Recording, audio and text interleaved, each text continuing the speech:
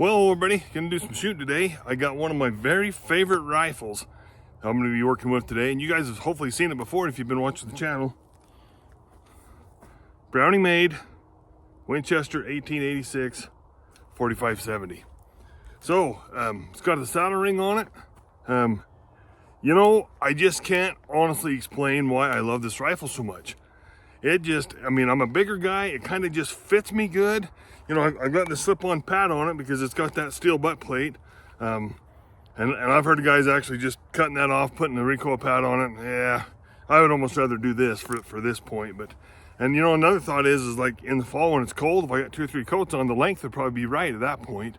Today, it's a beautiful February day, not a stitch of wind. I'm out here in just a long sleeve shirt. So anyway, I don't know, man. I just love this rifle. I don't shoot it very good. I'd like to tell you what a stud I am and that I can shoot this hard kicking rifle and be accurate with it. I can't. I haven't got that point yet. Still working on it. So I'll show you, I got some new loads I'm working on and we'll talk about those for a minute. Okay, so you guys have heard me say before that I don't share load data on the channel, and I typically don't, you know, and I'm probably not going to do that today, but this is the new load that I'm working on, 5744 powder, and this is my home cast bullet. And kind of just give you guys a refresher. So this bullet, the nose versus the crimp groove, it's too long. These Browning made 1886s are known for having very tight chambers, and mine certainly does. So I've got it seated below the crimp groove and used a factory Lee factory crimp, what do they call it? The factory crimp die. That's what I'm using on this. So I think that's working. My goal is to have around 14 or 1500 feet per second. I don't need, you know, I mean, I think if I wanted to push this hot, I could probably get 2,000 feet out of it. I just don't need that. That giant bullet on anything smaller than an elk, I think would be great. If I was going to Alaska hunting big bears, might be a different story. Going to Africa to hunt elephants might be a different story. For my life, I probably will never get to those places. So deer and elk, I think that bullet going 14, 1500 feet would be plenty of gun. So that's one load that we're gonna be working on today.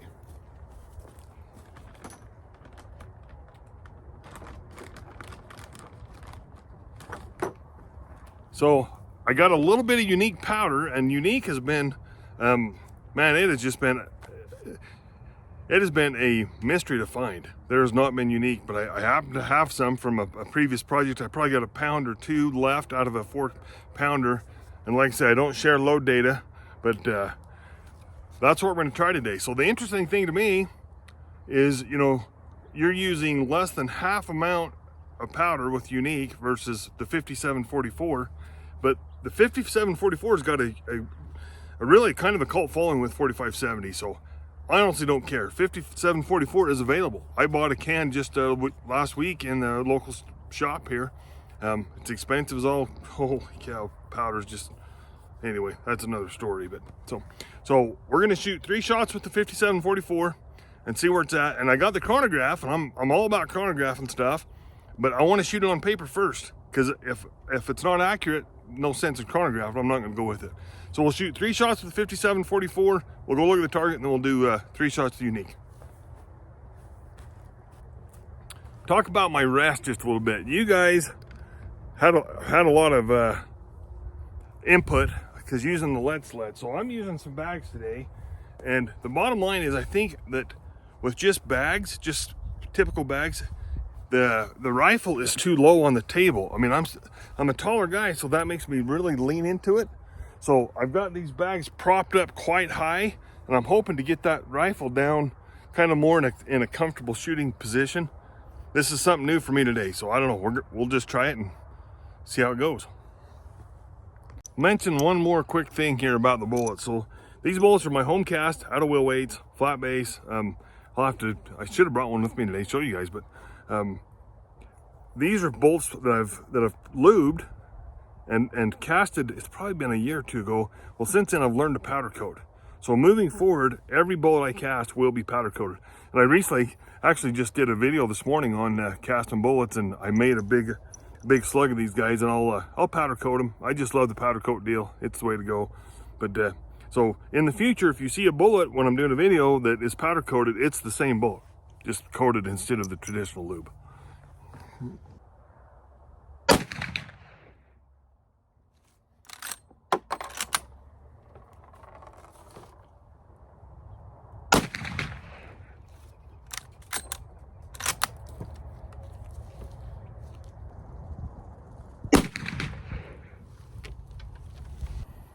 Okay, I'll tell you what, I've made some improvements on that bag setup.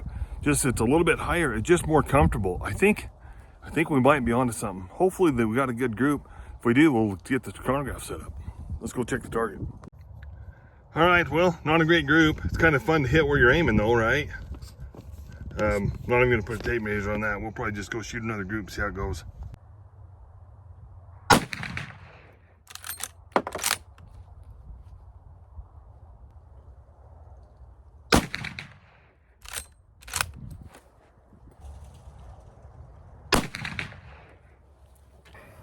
Okay, let's go check the target.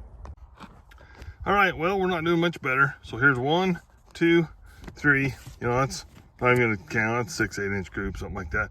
I'll put a clean target up. We'll try that other load.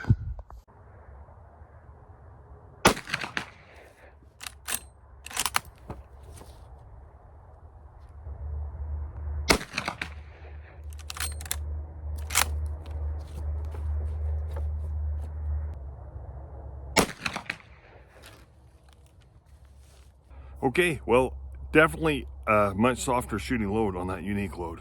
I hope it works. Man, I hope this is a, you know, I got thinking about it as I've been running around here. This will be my 4th different powder with this bullet. If I can't, I'm about to give up on the bullet, which is frustrating to me because shoot, I just cast it up 500 of them. So anyway, we'll see what the target looks like.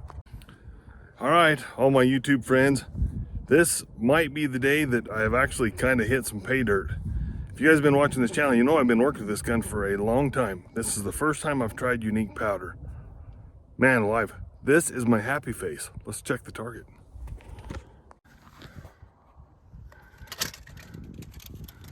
There's my 3 shots. Throw the tape measure up there.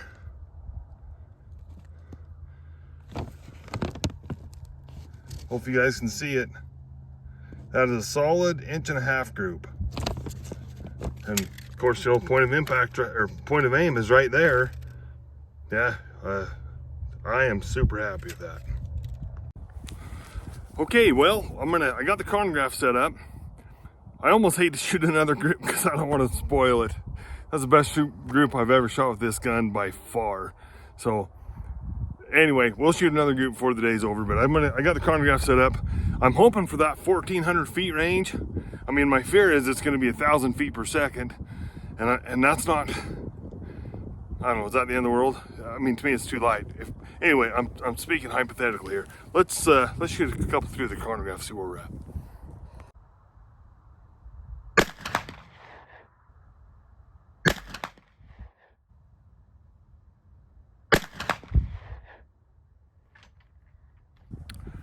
All right, guys, well, you know what? I don't know why. I'm just a gun nerd. This crap makes me tick. How awesome was that? We shot 3 shots over the chronograph. High was 1228 and low was 1222. 6 feet per second difference.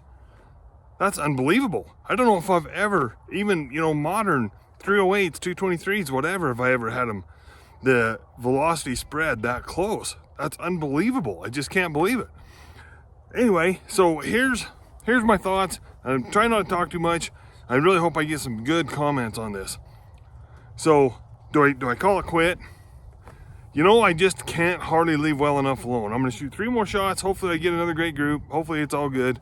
But the thing is about that unique load is, you know, there's a lot of load data out there for unique with 4570, a ton. Every loading manual pickup has something in there. And this is not even, I would say, even in the middle. This is below. I think I could, honestly, with unique powder, I think I could get another 400 feet per second out of this. So here's the gist. In my little simple pea brain, am I shooting it good because of the soft recoil, or am I shooting it good because the components are working well together? That's what drives us crazy, right? So here's me not going to be able to leave it well enough alone. I'm going to go ahead and shoot 3 more shots. make a big sign in my reloading book. Extremely accurate load, hopefully, if I get another good 3-shot group.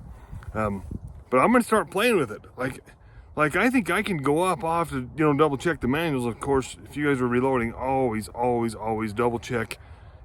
I have stacks of manuals: Lyman, Hodgson, Spear, Hornady, and I check them all. And sometimes there's a wide range of load data with the same powder, same components. But anyway, I think I can go up.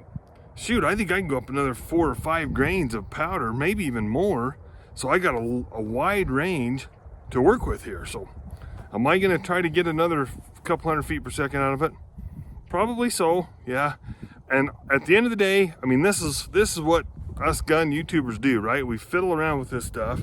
But at the end of the day, if this is my load that I go back to that shoots good, I'd be okay with that. You think about a 350 grain bullet hitting a deer-sized game at 100 yards, even at 1,200 feet per second, it'd knock that deer into next week. So anyway, we're gonna shoot 3 more shots, and then we'll probably wrap up the video.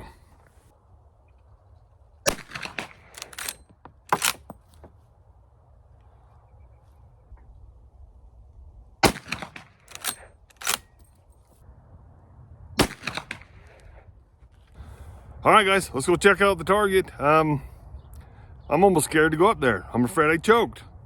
I don't know, drive myself crazy. Let's go look. Well, I was afraid of that. So these were my first 3. 1, 2, 3 is another 3. Probably a little bit of a flyer here. I mean, we're still, that's 5 out of 6 at about 3 inches. Hopefully you guys see the tape measure. I read in the book somewhere they call 2.5 inches acceptable of a 3-shot group. So shoot, I don't know. I was hoping I could lay them right in there, but I still think this is the right place to keep digging.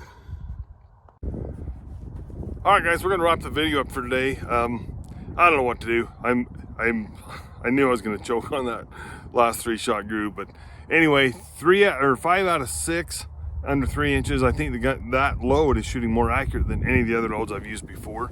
And maybe unique is just the place to keep going and add another grain or grain and a half to it and try to get to that 1,400 feet per second level.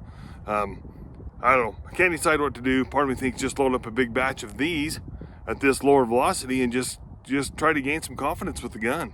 So anyway, leave some comments. I don't have a lot of experience 45-70. I'm hoping that some of you guys have and can give me some advice on it. I feel like that I finally got my rest kind of where I want it. I'm up off the table a little bit. It's pretty comfortable to shoot. I just think I need some more time with it, and I don't know, keep playing with it. So, well, thanks for watching, everybody. Please subscribe.